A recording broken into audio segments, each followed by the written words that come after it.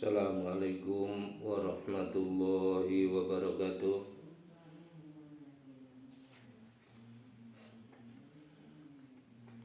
Kaum muslimin dan muslimat di mana saja berada yang saya hormati, selamat berjumpa kembali dengan YouTube kami di Rafiq Channel.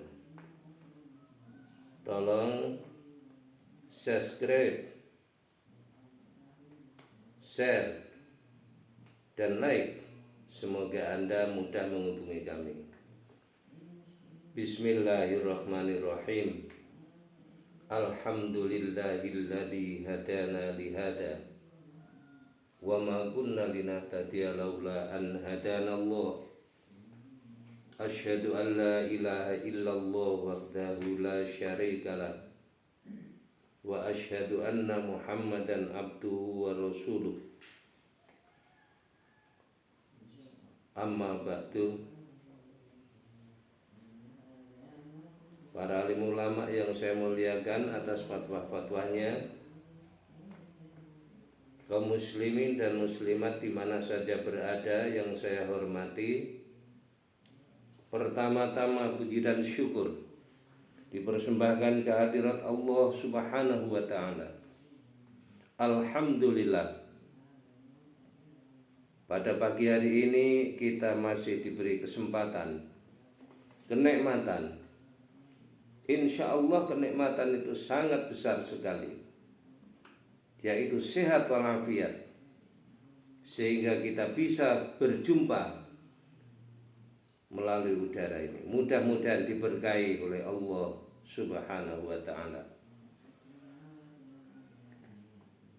Kaum muslimin wal muslimat jamaah yang berbahagia, sholawat serta salam disanjungkan kepada junjungan kita Nabi besar Muhammad sallallahu alaihi wasallam, kepada keluarganya, ahlinya, dan seluruh para sahabatnya, juga kita sekalian sebagai pengikutnya. Mudah-mudahan nantinya di yaumil kiamah kita mendapat syafaat dari Rasulullah sallallahu alaihi wasallam. Kaum muslimin wal muslimat yang berbahagia, pagi hari ini akan saya sampaikan, yaitu nikmat Allah yang mana yang kita tidak mensyukurinya. Nikmat yang mana yang masih didustakan, padahal nikmat Allah sangat luar biasa kehebatannya. Mana yang didustakan?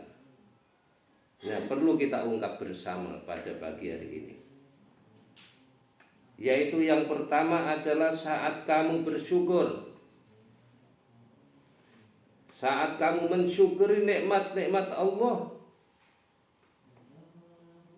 padahal nikmat itu ditambah. La in syakartum la azidannakum wa la in kafartum inna adabi lasyadid. Apabila kamu bersyukur atas nikmatku, kata Allah, akan kutambah.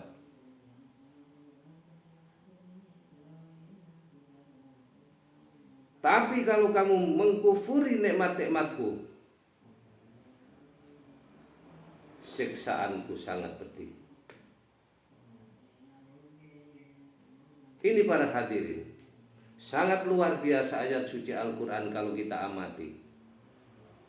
Ini tidak ada rasa mengancam kepada orang yang mengufuri, karena Allah Subhanahu wa ta'ala sangat cinta kepada umatnya yang taat kepadanya, yang muttaqin. Sampai pernah Allah Subhanahu wa ta'ala berfirman, al-jannatu lil muttaqin, surga itu adalah tempat-tempat orang yang takwa. Dalam kata lain, al-jannatu liman ittaqa walau abdan abasyiyah. An-naru liman asa walau sayyidan qurasiyya. Surga adalah tempat orang-orang yang takwa. Walaupun budak Habsah, budak yang hitam mulus itu kalau dia takwa tempatnya di surga. Neraka adalah tempat-tempat orang yang maksiat, sekalipun dia anak Nabi, dzurriyyat Nabi, apalagi cucung Nabi. Itu adalah tempatnya di neraka apabila dia maksiat. Ini Allah tidak pandang bulu siapa saja yang melanggar undang-undang Allah, itulah akan dikikis dengan ancamannya, dengan keadilannya. Kemudian yang kedua, para hadirin, saat kamu berdosa, Allah tutup aibmu.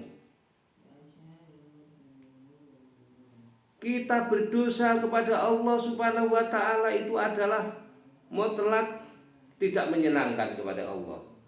Tetapi apa yang terjadi? Allah malah menutup kita, menutup aib kita, supaya tidak tersiar di mana-mana, supaya tidak viral. Ini ditutupi oleh Allah Subhanahu wa ta'ala. Tidak kehendak kita, kehendak Allah Subhanahu wa ta'ala untuk menyenangkan kita. Nyata-nyata kita sudah melanggar peraturan-peraturan Allah, malah ditutupi oleh Allah.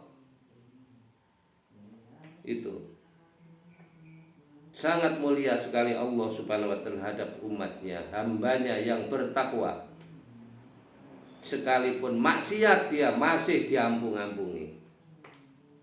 Ini yang ketiga sekarang. Saat kamu sakit, kamu diampuni oleh Allah Subhanahu wa ta'ala.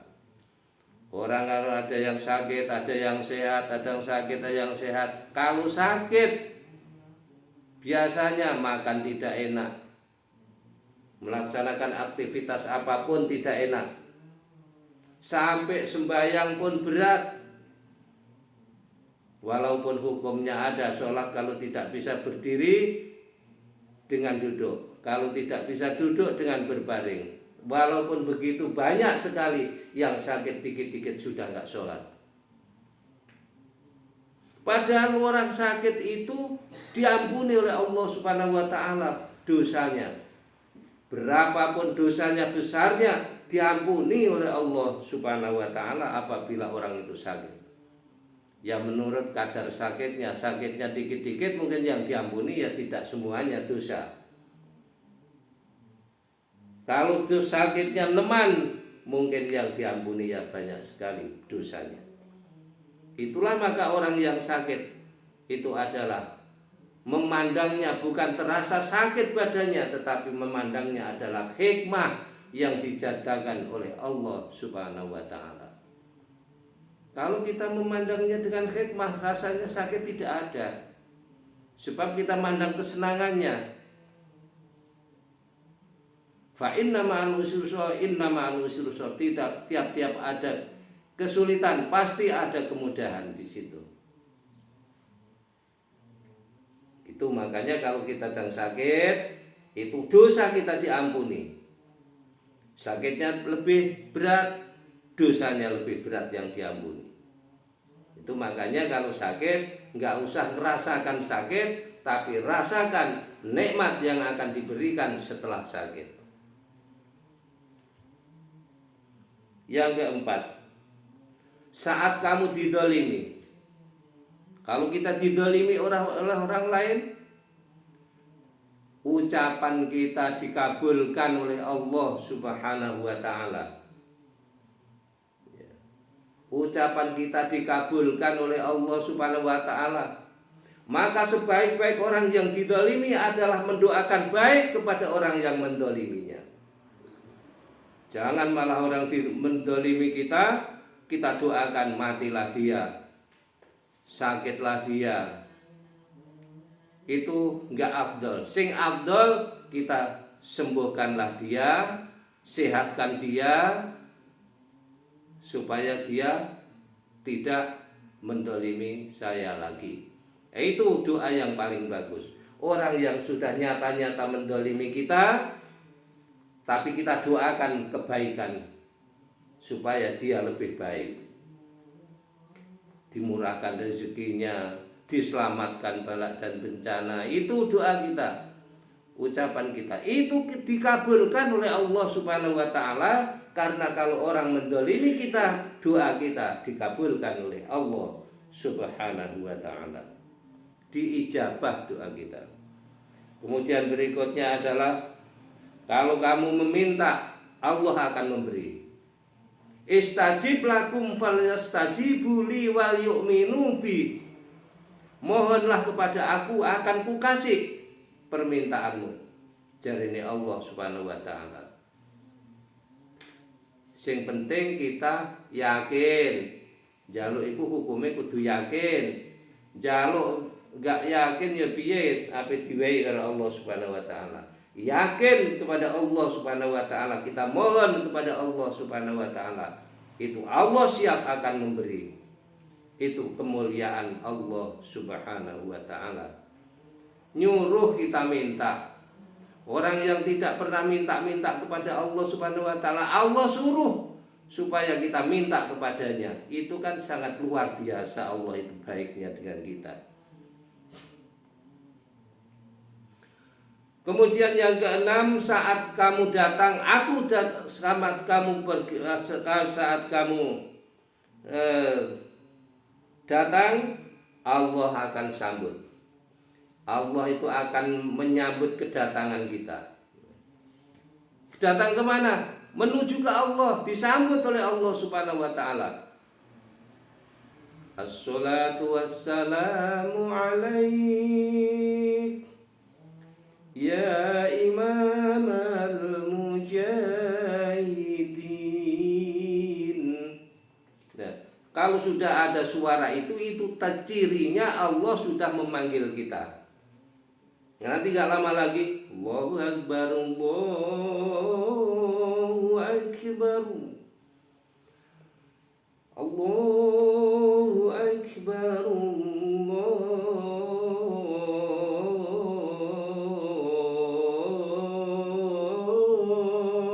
Akbar. Nah, kalau kita sudah dipanggil, kita datang, Allah menyambut kita. Itu tidak disia-siakan kita datang, tidak dihiraukan. Enggak, Allah tetap memerhatikan kita. Itulah kemuliaan Allah Subhanahu wa taala. Disambut kita. Itu makanya kita paling tidak menuju ke hadiratnya sehari semalam setidak-tidaknya 5 kali. Nah, kan begitu kan. Isya, subuh, ya, habis subuh apa? Zuhur, ya, maghrib, ya.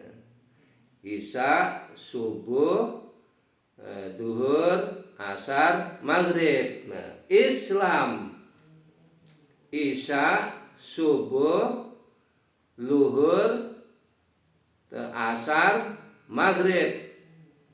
Menjadi kata-kata Islam. Kalau Islam harus mendatangi kepada Allah setidak-tidaknya 5 kali. Allah pasti akan menjemput kita, akan menunggu kehadiran kita. Itu. Kemudian yang ketujuh para hadirin, saat kita bertobat kepada Allah, Allah siap mengampuni dosa kita. Allah akan mengampuni kesalahan-kesalahan kita. Ya. Bertobatlah kepada Allah Subhanahu wa taala. Allah akan mengampuni. Ya. Jangan malas-malas bertobat. Tubu ilallahi taubatan nasuha. Wahai orang-orang yang beriman, bertobatlah kamu dengan tidak mengulangi perbuatan jahatmu lagi. Itu Allah akan menyambutnya dengan ikhlas, dengan sungguh-sungguh, disambut oleh Allah dengan pengampunannya. Jangan berbuat maksiat tapi nggak mau tobat. Maksiat sudah sekian puluh tahun masih terpampang saja dosa-dosa kita di hadapan Allah Subhanahu wa taala. Namanya kita tidak pernah beristighfar. Istighfar 3 kali itu sudah hikmahnya diampuni dosa-dosa kita walaupun sebesar gunung Raung. Itu pengampunan Allah yang sangat kecil bagi kita. Kalau menurut pendapat kita dosa itu sudah besar sekali, tapi dalam pandangan Allah Subhanahu wa taala kecil bagi orang-orang yang mau bertobat. Nah, demikianlah para hadirin penyampaian yang singkat. Mudah-mudahan diberkati oleh Allah Subhanahu wa taala. Tentunya walaupun singkat tidak lepas dari kekurangan dan kekhilafan. Ya, atas segala kekhilafannya saya mohon maaf yang sedalam-dalamnya.